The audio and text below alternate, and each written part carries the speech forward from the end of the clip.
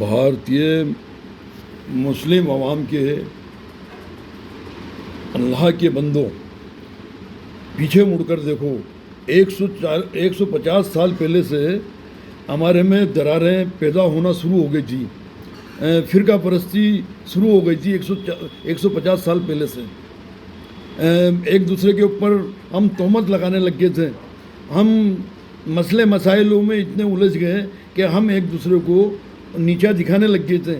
ये शिया सुन्नी, ये वहाबी, ये बरेलवी, इसमें ही उलझते हुए रह गए हैं हम 150 सालों के दरमियान से। इसका नुकसान हमें कितना हुआ है, मुस्लिम आवाम को इस पर गंभीरता से विचार करना चाहिए। और इसका नुकसान कितना हुआ है तो आपको विचार करना चाहिए कि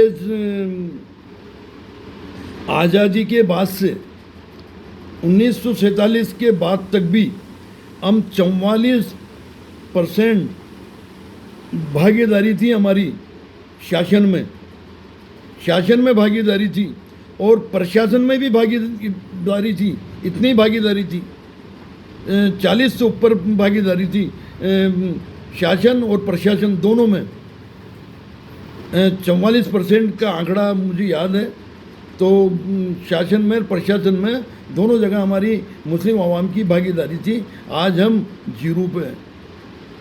हिसाब लगाना चाहिए, गंभीरता से विचार करना चाहिए। इसका नुकसान हुआ है हमें, क्योंकि फूटा राशि के अंदर हम शिया सुन्नी करते रहे, वहाबी बरेलवी करते रहे, और हमारा जो एक मंच बनने के बजाय उसे तोड़ते रहे और अलग अलग भागों में, अलग अलग ग्रुपों में बढ़ते रहे और खींचमतान करते रहे। हम हमारे एक को किसी को लीडर बनने नहीं दिया, और कोई हमारे में कोई लीडर बनना भी चाहता है, बन भी गया, तो हमने ही उसे कमज़ोर किया है, हमने ही उसे पकड़कर खींचा है, आगे नहीं बढ़ने दिया। तो मुस्लिम आवाम के मेरे बुज़ुर्गों, नौजवान दोस्तों से कहना चाहूँगा कि ये मसले मसाइल, ये फ़िरका परस्ती, इनको ख़त्म कर एक प्लेटफार्म बनाओ। बाकी मुसलमानों का एक नुकसान जो आज इन 12 सालों के अंदर हुआ है, इससे पहले कभी नहीं हुआ। इससे पहले हमारी जान माल का नुकसान हुआ है, चाहे वो शासन कांग्रेस का रहा हो, चाहे किसी का भी शासन रहा हो। भागलपुर का दंगा किसी से छुपा नहीं है, यूपी का मुरादाबाद का दंगा किसी से छुपा नहीं है।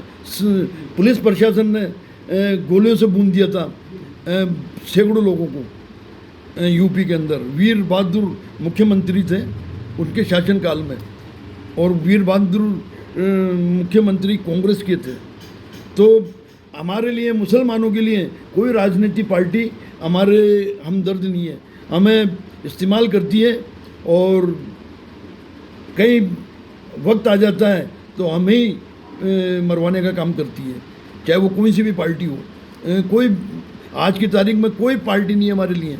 अगर सोशलिस्ट पार्टी से जनता दल बनी, तो जनता दल ने हमारे लिए बहुत अच्छे काम किए। जनता दल ने मुसलमानों के लिए भी काम किया, पिछड़ों के लिए भी काम किया, दलितों को, SC ST को, सबके लिए काम किया, कमज़ोर वर्ग के लिए फुल फाइनेंस काम किया। मगर इत्तेफाक की बात है कि पिछड़ों ने भी उससे नहीं अपनाया, मुसलमानों ने भी अपनाया, दलितों ने, SC ST ने, किसी ने भी नहीं अपनाया। जबकि जनता दल का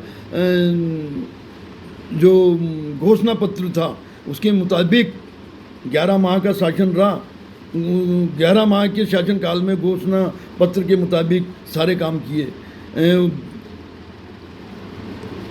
आरक्षण लागू करने के लिए संसद में पूरी ताकत लगा दी थी। गृह मंत्री मुसलमानों का पहली बार बना, शहीद मुफ्ती मोहम्मद शहीद पहली बार बना, और आरक्षण के लिए अलग अलग भागीदारी के हिसाब से, अलग अलग जाति के हिसाब से पूरी ताकत लगा दी थी, आरक्षण लागू होगा। तो केंद्र जो घोषणा पत्र बताया था उसके मुताबिक काम कर रहे थे, और वो तो काम इतना भी कर रहे थे कि पूरे हिंदुस्तान के अंदर जितनी भी बड़ी बड़ी कोठियाँ थीं, बड़े बड़े महल थे जो खाली पड़े रहते हैं, 1-2 दिन के लिए काम आते हैं, बाकी पूरे 12 महीने खाली पड़े रहते हैं, जो उद्योगपति पूंजीपतियों के हैं।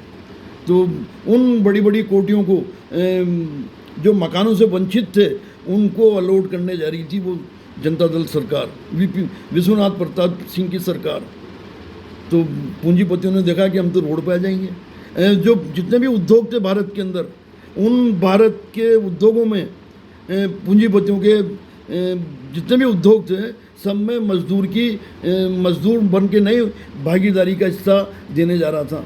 मजदूर की भागीदारी की हिस्सा रहे, वो भी मालिक रहे, चाहे वो परसेंटेज कितना ही हो, चाहे 11% हो, चाहे 25% हो, चाहे 20% हो, या 5% हो, या 10% हो, परसेंटेज के हिसाब से उस मजदूर की भागीदारी होगी। मजदूर नहीं रहेगा, वो भी मालिक बनकर काम करेगा।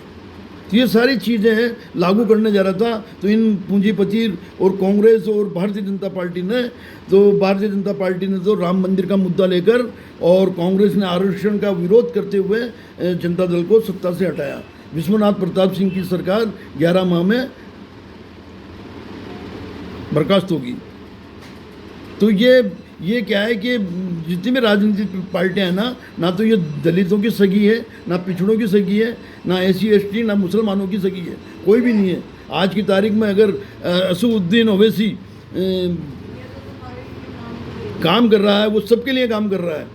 वो मुस्लिमों को भी लिए काम कर रहा है, दलितों के लिए भी काम कर रहा है, पिछड़ों के लिए भी काम कर रहा है, सभी के लिए काम कर रहा है। तो यही लोग उसे बी टीम बताते हैं, बीजेपी की बी टीम बताते हैं। अरे बी टीम का तो निचोड़ में पहले कई बार बता चुका हूँ कौन कौन सी पार्टियाँ बी टीम में। ये भारतीय जनता पार्टी और कांग्रेस देखा जाए तो दोनों एक समान है। धन्यवाद।